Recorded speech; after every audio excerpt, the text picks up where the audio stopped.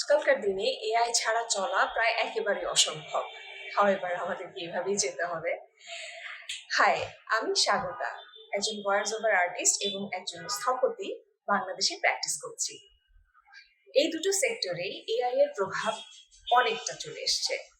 আপনি যদি আর্কিটেকচারে প্র্যাকটিস করতে চান, আপনি যে কোনো স্টাইলের রুফিং, ফর্মাল স্টাইল বা যে কোনো প্যাটার্ন, মোটিভ, ইন্টেরিয়রে কালার স্কিম সবকিছুই আপনাকে সাজেস্ট করতে পারে একজন এআই বা এআই এর যে কোনো সফটওয়্যার।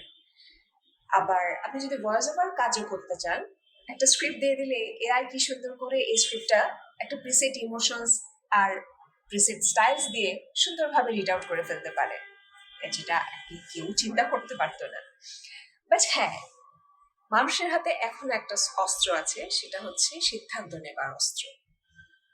এই ডিসিশন মেকিং ওয়েপনটাই আপনাকে এআই থেকে আলাদা করে। হ্যাঁ, এআই আমাদেরকে সিদ্ধান্ত নিতে অনেক সাহায্য করে।